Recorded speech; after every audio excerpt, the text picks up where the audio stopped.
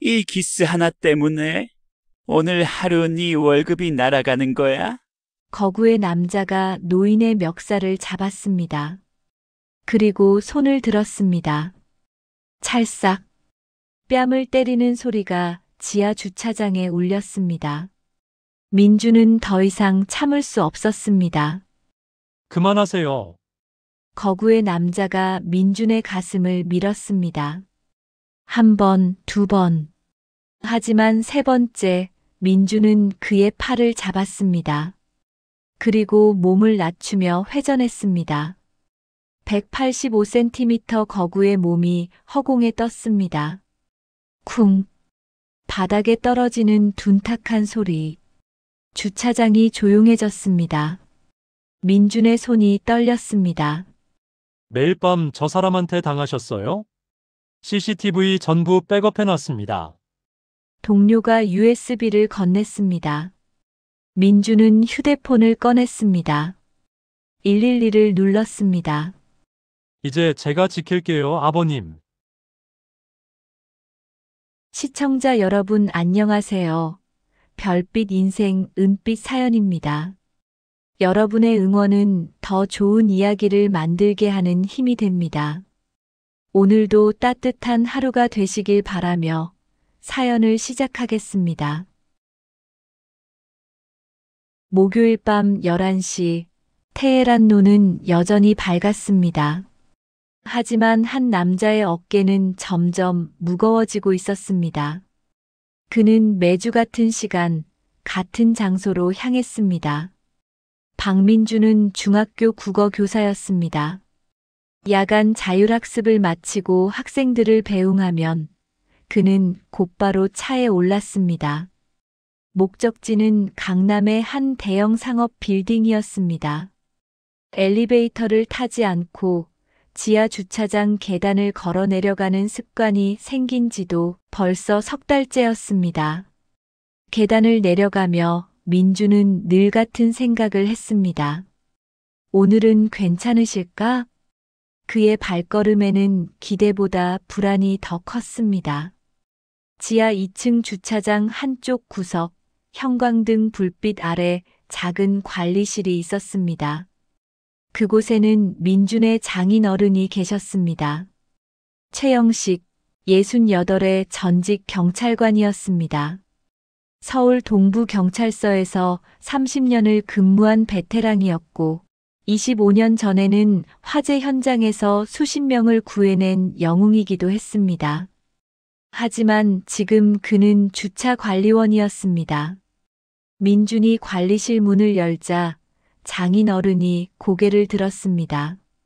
환하게 웃으려 했지만 그 미소는 금방 사라졌습니다. 민준은 재빨리 살폈습니다. 장인 어른의 왼쪽 팔목에 새로운 멍이 있었습니다. 지난주보다 더 짙은 색이었습니다. 아버님 또 괜찮아, 민준아. 기둥에 부딪혔을 뿐이야. 장인 어른은 시선을 피했습니다. 민준은 더 묻지 않았습니다. 묻는다고 달라질 것도 없었고 장인 어른은 절대 말씀하지 않으실 거라는 걸 알았습니다. 대신 민준은 주머니에서 봉투를 꺼냈습니다. 용돈이었습니다. 매주 목요일마다 건네는 이 돈이 장인 어른께 얼마나 미안함으로 다가올지 민준은 잘 알았습니다. 이건 안 돼. 너희도 힘들잖아. 아버님이 더 힘드십니다. 수연이 입원비도 있고요. 민준의 아내 수연은 산후 우울증으로 석 달째 입원 중이었습니다. 출산 후 갑자기 찾아온 무기력과 불안 때문이었습니다. 치료비는 만만치 않았습니다. 장인 어른이 다시 일을 시작한 이유도 그것이었습니다. 딸을 위해서라면 무엇이든 하겠다는 아버지의 마음이었습니다. 이제 곧 나아질 거야. 의사 선생님이 그러셨어. 장인 어른의 목소리에는 힘이 없었습니다. 민주는 그 목소리가 석 달 전과 많이 달라졌다는 걸 느꼈습니다. 과거 화재 현장에서 사람들을 구할 때 그 목소리는 누구보다 강했습니다. 지금은 그저 조용히 참고 견디는 목소리였습니다. 민주는 관리실을 둘러봤습니다. 낡은 책상 하나, 의자 하나, 작은 전기 히터가 전부였습니다. 벽에는 주차 차량 번호판 목록이 붙어 있었고 그 옆에는 장인어른이 젊은 시절 받은 표창장 사진이 작게 프린트되어 있었습니다. 민주는 그 사진을 볼 때마다 가슴이 아팠습니다. 오늘은 일찍 들어가세요. 제가 같이 있을게요. 아니야, 괜찮아. 내가 내일 수업 있잖아. 장인어른은 고집스럽게 거절했습니다. 민주는 더 설득하지 못했습니다. 대신 한참을 함께 앉아 있었습니다. 두 사람 사이에는 말보다 침묵이 더 많았습니다. 그때 주차장 입구 쪽에서 차 소리가 들렸습니다. 고급 세단의 엔진음이었습니다. 장인어른의 얼굴이 순간 굳어졌습니다. 민주는 그 변화를 놓치지 않았습니다. 장인어른이 자리에서 일어났습니다. 그의 손이 미세하게 떨리고 있었습니다. 민준아, 오늘은 그만 들어가라. 늦었어. 목소리가 달랐습니다. 급했습니다. 민주는 뭔가 이상하다고 느꼈지만 장인어른의 재촉에 어쩔 수 없이 일어났습니다. 계단을 올라가면서도 민주는 계속 뒤를 돌아봤습니다. 주차장 불빛 아래 장인어른의 뒷모습이 점점 작아졌습니다. 집으로 돌아가는 차 안에서 민주는 핸들을 꽉 쥐었습니다. 예감이 좋지 않았습니다. 장인어른의 떨리는 손, 급하게 변한 목소리, 그리고 팔목의 멍. 무언가 잘못되고 있었습니다. 하지만 민주는 아직 그것이 무엇인지 정확히 알지 못했습니다. 다만 한 가지는 확실했습니다. 장인어른이 혼자 견디고 계신다는 것, 그리고 그 고통이 점점 커지고 있다는 것이었습니다. 민주는 그날 밤 잠들지 못했습니다. 천장을 바라보며 내일 다시 주차장에 가야겠다고 다짐했습니다. 아니, 내일이 아니라 당장이라도 가고 싶었습니다. 하지만 밤은 깊어갔고 민주는 그저 불안한 마음으로 아침을 기다릴 수밖에 없었습니다. 창밖으로 테헤랄로의 불빛이 여전히 밝게 빛나고 있었습니다. 그 불빛 아래 누군가는 여전히 견디고 있을 것이었습니다. 민주는 다음 날 수업을 마치자마자 학교를 나섰습니다. 평소보다 2시간 일찍 퇴근한 것이었습니다. 그는 어젯밤 장인어른의 표정을 잊을 수 없었습니다. 오후 5시 테헤랄로는 퇴근 차량으로 붐볐습니다. 민주는 지하 주차장으로 향하는 계단 입구에서 잠시 멈췄습니다. 심호흡을 한번 하고 천천히 내려갔습니다. 이번에는 소리를 내지 않았습니다. 지하 2층에 도착했을 때 민주는 멀리서 들리는 목소리에 걸음을 멈췄습니다. 고함이었습니다. 낮고 거친 남자의 목소리가 주차장 벽에 부딪혀 울렸습니다. 이게 뭐야, 이게. 내 차에 기스가 났다고. 민주는 기둥 뒤로 몸을 숨겼습니다. 그리고 조심스럽게 고개를 내밀었습니다. 관리실에서 약 10m 떨어진 곳, 검은색 고급 세단 옆에 두 사람이 서 있었습니다. 한 명은 장인어른이었습니다. 다른 한 명은 거구의 남성이었습니다. 그 남자는 키가 185cm는 좋게 넘어 보였습니다. 고급 양복을 입고 있었고 손목에는 번쩍이는 시계가 채워져 있었습니다. 얼굴은 붉게 달아올라 있었고 눈빛은 공격적이었습니다. 매일 뭐 하는 거야, 대체? 주차 관리가 이 모양이야? 장인어른은 고개를 숙인 채 서 있었습니다. 허리를 깊숙이 숙인 자세였습니다. 민주는 그 모습을 보며 주먹을 쥐었습니다. 화재 현장에서 당당히 사람들을 구했던 그 장인어른이 지금은 누군가 앞에서 이렇게 작아져 있었습니다. 죄송합니다. 제가 확인하겠습니다. 장인어른의 목소리는 떨렸습니다. 그는 차체를 살폈습니다. 민준도 멀리서 봤지만 기스는 거의 보이지 않았습니다. 아주 작은 흠집이었습니다. 하긴, 이미 났잖아. 이 기스 하나 때문에 오늘 하루 네 월급이 날아가는 거야, 알아들어? 남자는 장인어른의 어깨를 밀쳤습니다. 장인어른이 비틀거렸습니다. 민주는 나서려 했지만 참았습니다. 상황을 더 지켜봐야 했습니다. 제가 보상하겠습니다. 보상? 내가 뭘로 보상해? 이 차값이 얼만지 알아? 남자는 비웃었습니다. 그리고는 주머니에서 담배를 꺼냈습니다. 주차장 안에서 담배를 피우는 것은 금지였습니다. 하지만 그는 개의치 않았습니다. 라이터 불을 켜고 담배 연기를 장인어른 얼굴에 내뿜었습니다. 장인어른은 기침을 했습니다. 하지만 뒤로 물러서지 않았습니다. 민주는 그 모습이 너무 안타까웠습니다. 장인어른은 자존심을 지키려 애쓰고 계셨습니다. 하지만 상대는 그것조차 짓밟고 있었습니다. 정재혁 대표님, 정말 죄송합니다. 다시는 이런 일이. 다시는? 지난주에도 똑같은 말 했잖아. 정재혁. 민주는 그 이름을 기억했습니다. 건설사 한울의 대표라고 들은 적이 있었습니다.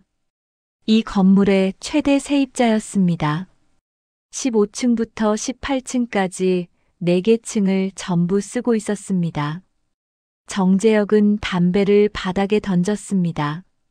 그리고 장인어른의 멱살을 잡았습니다.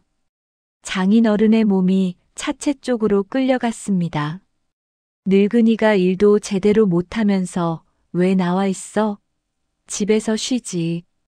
대표님, 제발. 제발은 무슨. 정재혁이 손을 들었습니다. 민주는 그 순간을 똑똑히 봤습니다. 정재혁의 손바닥이 장인어른의 뺨을 때렸습니다. 소리가 주차장에 울렸습니다. 장인어른의 고개가 옆으로 꺾였습니다. 민준의 시야가 흐려졌습니다. 이성이 끊어지는 느낌이었습니다. 그는 더 이상 참을 수 없었습니다. 기둥 뒤에서 나와 빠르게 걸어갔습니다. 그만하세요. 민준의 목소리가 주차장에 퍼졌습니다. 정재혁이 고개를 돌렸습니다. 장인어른도 놀란 표정으로 민준을 봤습니다. 민준아, 왜? 아버님, 괜찮으세요? 민준은 장인어른께 다가갔습니다. 장인어른의 뺨이 붉게 부어 있었습니다. 민준은 가슴이 무너지는 것 같았습니다. 자신이 존경하는 사람이, 가족이 이렇게 당하고 있었습니다. 너 누구야? 정재혁이 민준을 위아래로 훑어봤습니다. 민준은 그 시선을 똑바로 받아냈습니다. 이분 사위입니다. 사위? 그래서 뭐, 너도 한패냐? 정재혁이 한 걸음 다가왔습니다. 민준보다 머리 하나는 더 컸습니다. 하지만 민준은 물러서지 않았습니다. 오히려 한 걸음 더 앞으로 나갔습니다. 아버님께 사과하세요. 뭐? 정재혁이 코웃음 쳤습니다. 그리고는 민준의 가슴을 손바닥으로 밀었습니다. 힘이 셌습니다. 민준이 뒤로 밀렸습니다. 하지만 넘어지지 않았습니다. 민주는 과거 유도 선수였습니다. 고등학교 시절 시 대회에서 우승한 적도 있었습니다. 대학 때 부상으로 그만뒀지만 몸은 여전히 기억하고 있었습니다. 중심을 잡는 법, 상대의 힘을 이용하는 법을 알았습니다. 민준아, 그만해. 가자. 장인어른이 민준의 팔을 잡았습니다. 하지만 민준은 움직이지 않았습니다. 정재혁은 다시 민준을 밀었습니다. 이번에는 더 강하게. 그 순간이었습니다. 민준은 정재혁의 팔을 잡았습니다. 그리고 몸을 낮추며 회전했습니다. 되치기였습니다. 정재혁의 거대한 몸이 허공에 떴습니다. 그의 눈이 커졌습니다. 그리고 바닥에 떨어졌습니다. 둔탁한 소리가 울렸습니다. 주차장이 조용해졌습니다. 정재혁은 바닥에 누운 채 숨을 헐떡였습니다. 민주는 그를 내려다봤습니다. 손이 떨렸습니다. 화가 났지만 동시에 두려웠습니다. 자신이 무슨 일을 저질렀는지 알았습니다. 그때 관리실 쪽에서 여성의 목소리가 들렸습니다. 최 선생님, 이거. 주차장 동료 한영숙 씨였습니다. 50대 중반의 여성이었습니다. 그녀는 손에 작은 USB를 들고 있었습니다. 민준을 향해 조심스럽게 다가왔습니다. 매일 밤 저 사람한테 당하셨어요. CCTV 전부 백업해놨습니다. 경찰에 신고하세요. 민준은 USB를 받았습니다. 장인어른은 고개를 숙인 채 아무 말도 하지 않았습니다. 민준은 휴대폰을 꺼냈습니다. 112를 눌렀습니다. 그리고 장인어른을 돌아봤습니다. 장인어른의 눈가가 붉어져 있었습니다. 이제 제가 지킬게요, 아버님. 민준의 목소리는 떨렸지만 단호했습니다. 경찰이 도착하기까지는 10분이 걸렸습니다. 하지만 민준에게 그 시간은 1시간처럼 느껴졌습니다. 주차장은 너무 조용했습니다. 정재혁은 바닥에서 일어나 차에 기댄 채 민준을 노려봤습니다. 말은 하지 않았지만 그 눈빛만으로도 충분했습니다. 위협이었습니다. 민준은 그 시선을 피하지 않았습니다. 장인어른은 관리실 의자에 앉아 계셨습니다. 고개를 숙인 채 아무 말씀도 하지 않으셨습니다. 한영숙 씨는 관리실 안에서 조용히 물을 끓이고 있었습니다. 손이 떨리는 게 보였습니다. 민주는 그녀에게 괜찮냐고 물었지만 그녀는 고개만 끄덕였습니다. 경찰차가 지하 주차장에 들어왔습니다. 사이렌 소리는 없었습니다. 2명의 경찰관이 내렸습니다. 한 명은 젊었고 한 명은 중년이었습니다. 중년 경찰관이 먼저 말을 걸었습니다. 신고하신 분이 누구십니까? 저입니다. 민준이 손을 들었습니다. 경찰관은 민준과 정재혁을 번갈아 봤습니다. 그리고 장인어른도 봤습니다. 상황을 파악하는 눈빛이었습니다. 무슨 일이십니까? 민준은 차분하게 설명했습니다. 정재혁이 장인어른을 폭행한 일, 자신이 막아선 일, CCTV 영상이 있다는 것까지. 경찰관은 고개를 끄덕이며 메모했습니다. 정재혁이 끼어들었습니다. 이 사람이 저를 먼저 공격했습니다. 저는 피해자예요. 목소리가 달라져 있었습니다. 아까의 거친 말투는 사라지고 정중한 어조였습니다. 민주는 그 변화에 놀랐습니다. 정재혁은 경찰 앞에서는 전혀 다른 사람이었습니다. CCTV 확인해 보시면 알 겁니다. 제가 먼저 손을 댄 게 아닙니다. 그 전에 이 어르신을 때리셨잖아요. 민준의 목소리가 커졌습니다. 경찰관이 손을 들어 제지했습니다. 진정하세요. CCTV부터 확인하겠습니다. 한영숙 씨가 USB를 건넸습니다. 경찰관은 그것을 받아들고 관리실로 들어갔습니다. 컴퓨터 화면에 영상이 재생되기 시작했습니다. 민준도 따라 들어가 화면을 봤습니다. 영상은 명확했습니다. 정재혁이 장인어른의 멱살을 잡는 장면, 뺨을 때리는 장면, 모두 선명하게 담겨 있었습니다. 날짜도 오늘만이 아니었습니다. 지난 한 달간의 영상이 전부 저장되어 있었습니다. 매번 비슷한 일이 반복되고 있었습니다. 경찰관의 표정이 굳어졌습니다. 그는 주차장으로 나가 정재혁에게 물었습니다. 이 영상에 대해 설명해 주시겠습니까?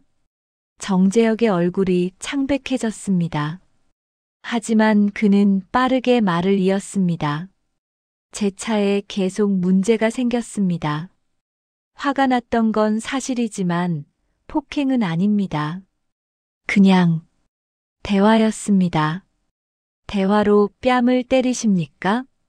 경찰관의 목소리가 차갑게 식었습니다. 정재혁은 입을 다물었습니다.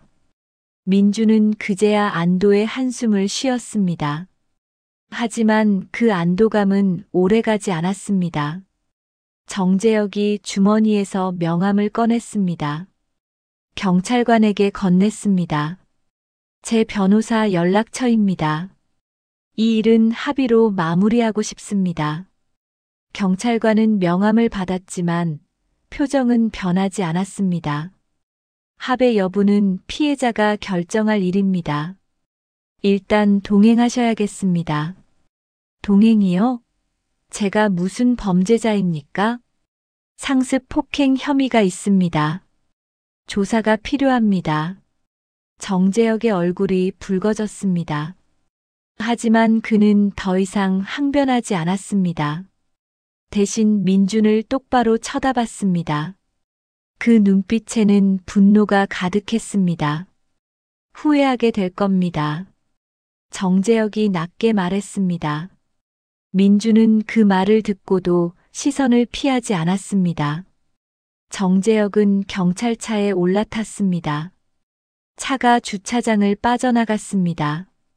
주차장이 다시 조용해졌습니다. 민준은 장인어른께 다가갔습니다. 장인어른은 여전히 고개를 숙이고 계셨습니다. 민준이 무릎을 꿇고 앞에 앉았습니다. 아버님, 괜찮으세요? 장인어른은 대답하지 않으셨습니다. 한참 후에야 작게 말씀하셨습니다. 민준아, 내가 왜 이런 일을. 제가 해야 할 일이었어요. 하지만 이제 어떻게 하니? 저 사람이 가만히 있지 않을 거야. 장인어른의 목소리에는 걱정이 가득했습니다. 민주는 그 걱정이 자신 때문이라는 걸 알았습니다. 장인어른은 자신의 고통보다 사위가 겪을 어려움을 먼저 생각하고 계셨습니다. 아버님, 괜찮습니다. 증거도 있고 경찰도 봤어요. 세상이 그렇게 단순하지 않아, 민준아. 장인어른의 말은 옳았습니다. 민준도 그걸 알았습니다. 정재혁 같은 사람은 돈과 권력이 있었습니다. 변호사도 있었습니다. 쉽게 끝나지 않을 것이었습니다. 하지만 민준은 후회하지 않았습니다. 그래도 해야 했어요. 아버님이 그렇게 당하시는 걸 볼 수 없었어요. 장인어른이 고개를 들었습니다. 눈가가 붉어져 있었습니다. 민주는 장인어른이 우시는 모습을 처음 봤습니다. 화재 현장에서도 딸이 아팠을 때도 장인어른은 울지 않으셨습니다. 하지만 지금은 눈물이 고여 있었습니다. 고맙다, 민준아. 짧은 말이었지만 그 안에는 많은 의미가 담겨 있었습니다. 민주는 장인어른의 손을 잡았습니다. 거칠고 차가운 손이었습니다. 평생 일만 하신 손이었습니다. 한영숙 씨가 따뜻한 차를 가져왔습니다. 민주는 고맙다고 말했습니다. 그녀는 아무 말 없이 고개만 끄덕였습니다. 민주는 창밖을 봤습니다. 주차장 출구 너머로 밤하늘이 보였습니다. 별은 보이지 않았지만 불빛들이 반짝이고 있었습니다. 테헤란로는 여전히 밝았습니다. 민주는 생각했습니다. 이제 무슨 일이 벌어질까? 정재혁은 정말 가만히 있지 않을까? 학교에도 영향이 있을까? 하지만 그 모든 걱정보다 지금 이 순간 장인어른을 지켰다는 사실이 더 중요했습니다. 장인어른이 차를 마시며 말씀하셨습니다. 이제 집에 가자. 수연이가 걱정할 거야. 네, 아버님. 두 사람은 자리에서 일어났습니다. 관리실 불을 끄고 주차장을 나섰습니다. 계단을 올라가는 장인어른의 뒷모습이 조금은 가벼워 보였습니다. 민주는 그 뒷모습을 보며 다짐했습니다. 어떤 일이 생기더라도 가족을 지키겠다고. 그것이 자신이 할 수 있는 가장 옳은 일이라고. 밤은 깊어갔지만 민준의 마음속에는 작은 불빛이 켜져 있었습니다. 사흘 후 민주는 낯선 전화 한 통을 받았습니다. 발신자는 건물관리사무소였습니다. 건물주가 직접 만나고 싶다는 내용이었습니다. 민주는 불안했습니다. 정재혁이 건물의 최대 세입자였습니다. 건물주가 그의 편을 들 가능성도 있었습니다. 하지만 민주는 약속 장소로 향했습니다. 도망칠 수는 없었습니다. 약속 장소는 빌딩 19층 건물주의 사무실이었습니다. 민주는 엘리베이터를 타고 올라갔습니다. 복도는 조용했고 카펫이 깔린 바닥은 발소리를 흡수했습니다. 사무실 문 앞에 서자 심장이 빨리 뛰었습니다. 문을 열고 들어가자 70대로 보이는 노부인이 앉아 있었습니다. 단정한 한복을 입고 계셨습니다. 얼굴에는 주름이 깊었지만 눈빛은 날카로웠습니다. 그녀가 바로 건물주 박명숙이었습니다. 앉으세요. 노부인의 목소리는 차분했습니다. 민주는 의자에 앉았습니다. 노부인은 민준을 한참 바라봤습니다. 무엇을 생각하는지 알 수 없었습니다. 최영식 씨의 사위시죠? 네, 맞습니다. 최영식 씨는 지금 어떠신가요? 노부인의 질문은 의외였습니다. 민주는 예상했던 질책이나 경고가 아니라는 것에 당황했습니다. 많이 놀라셨습니다. 하지만 괜찮으십니다. 그분이 다치셨다는 얘기를 듣고 직접 확인하고 싶었어요. 지금 모셔올 수 있을까요? 민주는 고개를 끄덕였습니다. 전화를 걸어 장인어른께 상황을 설명했습니다. 장인어른은 곧 올라오시겠다고 하셨습니다. 10분 후 장인어른이 사무실 문을 열고 들어오셨습니다. 주차관리원 유니폼을 입고 계셨습니다. 노부인은 장인어른을 보자마자 자리에서 일어났습니다. 그녀의 얼굴이 하얗게 질렸습니다. 최영식 경위님? 노부인의 목소리가 떨렸습니다. 장인어른도 멈춰 섰습니다. 두 사람은 한참 동안 서로를 바라봤습니다. 민주는 무슨 일인지 알 수 없었습니다. 박명숙 씨? 장인어른이 조심스럽게 물었습니다. 노부인이 고개를 끄덕였습니다. 그리고 눈물이 흘러내렸습니다. 25년 만입니다, 경위님. 노부인은 천천히 장인어른께 다가갔습니다. 그리고 깊게 고개를 숙였습니다. 장인어른은 당황한 표정이었습니다. 아닙니다. 고개를 드세요. 경위님이 아니었다면 저는 지금 이 자리에 없었습니다. 노부인의 말에 민주는 무언가를 깨달았습니다. 25년 전 화재 사건에서 장인어른이 구한 생존자들 중 한 명이 바로 이 노부인이었던 것입니다. 그날 저는 5층 사무실에 갇혀 있었어요. 연기 때문에 숨을 쉴 수가 없었죠. 경위님이 직접 들어오셔서 저를 업고 나가셨어요. 그 은혜를 평생 잊지 못했습니다. 노부인은 손수건으로 눈물을 닦았습니다. 장인어른은 아무 말씀도 하지 못했습니다. 민준도 그 장면을 보며 가슴이 뭉클했습니다. 그런데 은인께서 제 건물에서 일하고 계셨다니. 그것도 이런 일을 당하시고. 노부인의 목소리가 굳어졌습니다. 그녀는 책상 위에 서류를 집어들었습니다. CCTV 영상 기록이었습니다. 경찰에서 복사본을 보낸 것 같았습니다. 정재혁. 그 사람은 용서받을 수 없습니다. 노부인의 눈빛이 차갑게 변했습니다. 민주는 그녀가 단순한 노인이 아니라는 것을 느꼈습니다. 이 건물을 25년간 운영해온 사업가였습니다. 건물주님, 제가 먼저 실수를. 경위님, 말씀하지 마세요. 영상 전부 확인했습니다. 실수가 아니었어요. 그 사람은 일부러 트집을 잡았습니다. 노부인은 비서에게 전화를 걸었습니다. 곧 중년 남성이 들어왔습니다. 노부인이 서류를 건넸습니다. 한울건설과 임대계약 즉시 해지하세요.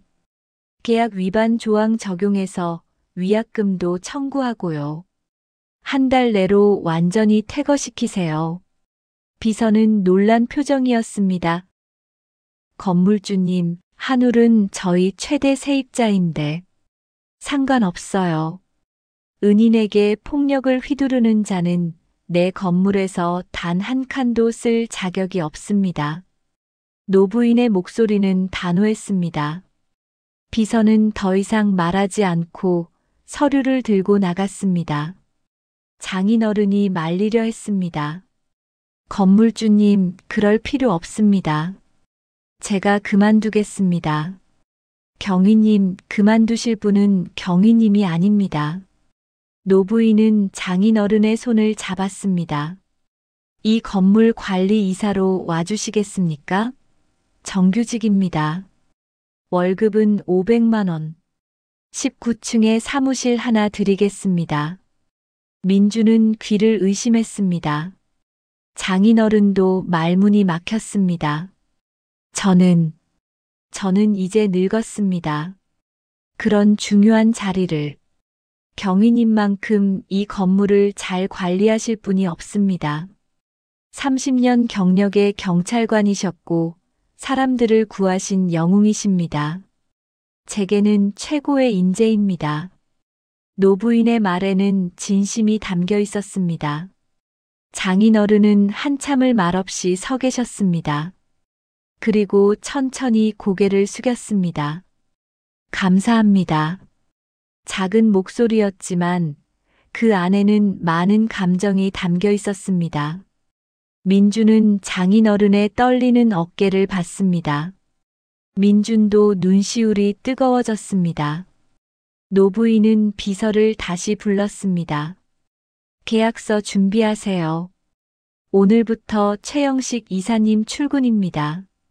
그날 오후 장인어른은 지하 주차장이 아닌 19층 사무실로 출근하셨습니다. 깨끗한 책상, 편안한 의자, 창밖으로 보이는 서울 전경. 30년 경력에 합당한 자리였습니다. 민주는 장인어른 옆에 서서 창밖을 바라봤습니다. 테헤란로가 한눈에 들어왔습니다. 저 아래 지하 주차장에서 겪었던 일들이 이제는 멀게 느껴졌습니다. 민준아. 네, 아버님. 고맙다. 장인어른은 창밖을 보며 말씀하셨습니다. 민주는 대답 대신 장인어른의 어깨에 손을 올렸습니다. 정의는 때때로 늦게 찾아옵니다. 하지만 반드시 찾아옵니다. 민주는 그것을 믿었습니다. 석 달이 지난 어느 아침, 민주는 침대에서 눈을 떴습니다. 옆자리에 아내 수연이 조용히 숨을 쉬고 있었습니다. 그녀는 일주일 전 퇴원했습니다. 민주는 천천히 일어나 거실로 나왔습니다. 창밖으로 햇살이 들어왔습니다. 부엌에서는 장인어른이 커피를 내리고 계셨습니다. 정장을 입고 계신 모습이 이제는 익숙했습니다. 19층 사무실로 출근하시는 장인어른의 일상이었습니다. 아버님, 일찍 일어나셨네요. 응, 오늘 건물 소방 점검이 있어서. 장인어른의 목소리는 밝았습니다. 석 달 전 주차장에서 보았던 그 지친 모습은 사라졌습니다. 어깨도 펴져 있었고 걸음걸이도 가벼웠습니다. 민주는 커피를 받아 마셨습니다. 따뜻했습니다. 두 사람은 잠시 창밖을 바라봤습니다. 말은 없었지만 편안한 침묵이었습니다. 민준아, 오늘 소식 들었니? 무슨 소식이요? 정재혁 선고가 나왔어. 민주는 커피잔을 내려놨습니다. 정재혁. 그 이름을 듣는 것도 오랜만이었습니다. 경찰 조사 이후로 소식이 없었습니다. 징역 1년 6개월이래. 집행유예 없이. 장인어른의 목소리는 담담했습니다. 분노도 없었고 기쁨도 없었습니다. 그저 사실을 말하는 것처럼 들렸습니다. 상습 폭행에다가 업무 방해까지 인정됐대. CCTV 영상이 결정적이었지. 민주는 고개를 끄덕였습니다. 한영숙 씨가 건넨 그 USB가 모든 것을 바꿨습니다. 증거가 없었다면 지금 이 평화도 없었을 것입니다. 그 사람도 이제 다시 시작할 기회가 있겠지. 장인어른의 말에 민주는 놀랐습니다. 용서라는 단어는 아니었지만 그와 비슷한 무언가였습니다. 30년 경찰 생활을 하신 분답게 장인어른은 처벌보다 회복을 믿고 계셨습니다. 아버님은 정말 대단하세요. 뭐가? 그렇게 당하시고도 그 사람을 미워하지 않으시잖아요. 장인어른은 잠시 생각하셨습니다. 그리고 작게 웃으셨습니다. 미워해봤자 내 마음만 아파. 그 사람도 자기 인생이 있을 거야. 잘못을 인정하고 바뀔 수 있다면 그게 최선이지. 민주는 장인어른의 손을 봤습니다. 주차장에서 잡았던 그 손이었습니다. 거칠고 차가웠던 그 손이 지금은 따뜻했습니다. 그때 방문이 열렸습니다. 수연이 나왔습니다. 머리를 묶지 않은 채였지만 얼굴에는 미소가 있었습니다. 석 달 전까지만 해도 그 미소를 볼 수 없었습니다. 아빠, 민준 오빠, 아침 식사 준비할게요. 괜찮아, 수연아. 내가 쉬어야지. 장인어른이 말렸지만 수연은 고개를 저었습니다. 아니에요. 이제 괜찮아요. 제가 하고 싶어요. 수연은 부엌으로 들어갔습니다. 냉장고를 열고 계란을 꺼냈습니다. 그 모습이 민준에게는 기적처럼 느껴졌습니다. 산후 우울증으로 아무것도 하지 못했던 아내가 지금은 다시 일상을 되찾고 있었습니다. 아침 식사 준비가 끝났습니다. 세 사람은 식탁에 둘러앉았습니다. 계란말이, 김치찌개, 밥. 소박한 상이었지만 민준에게는 세상 어떤 음식보다 소중했습니다. 잘 먹겠습니다. 세 사람이 함께 말했습니다. 숟가락을 들고 밥을 떴습니다. 수연이 만든 계란말이는 조금 탔지만 맛있었습니다. 민주는 그것을 먹으며 눈시울이 뜨거워졌습니다. 민준 오빠, 왜 그래요? 수연이 걱정스럽게 물었습니다. 민주는 고개를 저었습니다.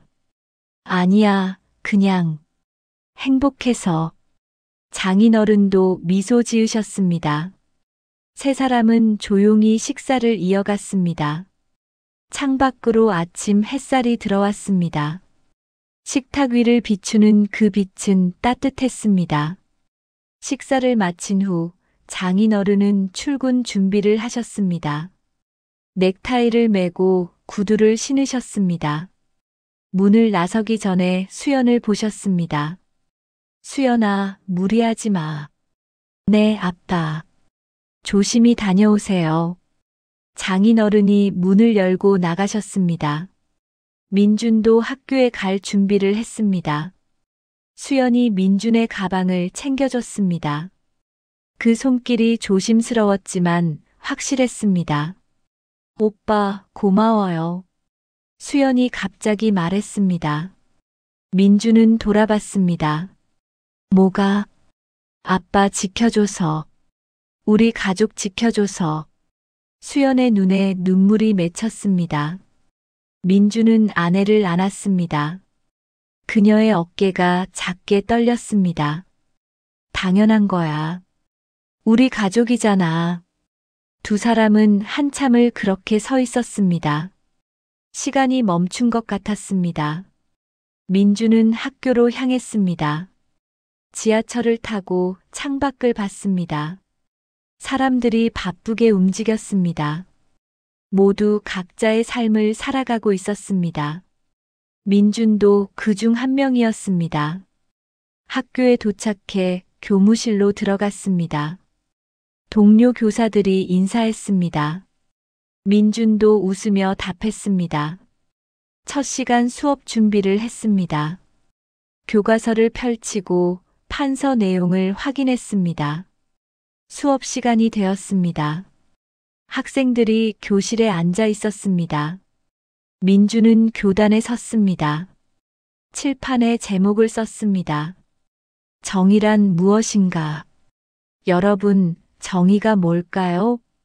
학생 하나가 손을 들었습니다. 옳은 것을 지키는 거요. 민주는 고개를 끄덕였습니다. 맞아요. 그런데 옳은 것을 지키려면 뭐가 필요할까요? 학생들이 생각에 잠겼습니다.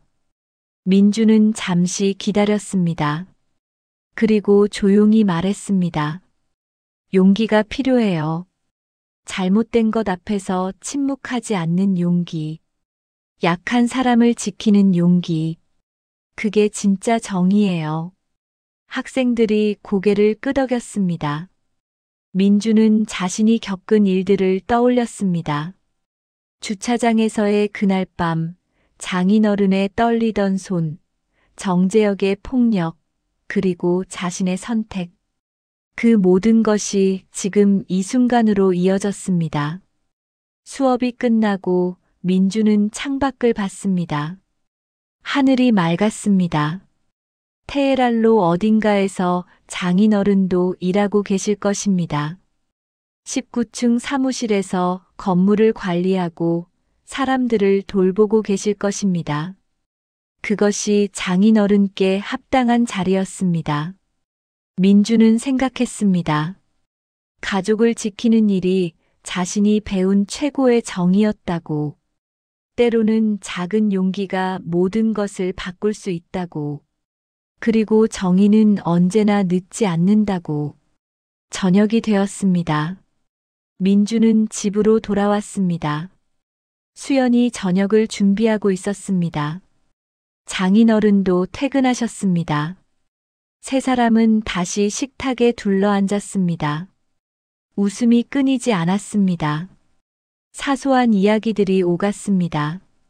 오늘 있었던 일, 내일 할 일, 그저 평범한 대화들이었습니다.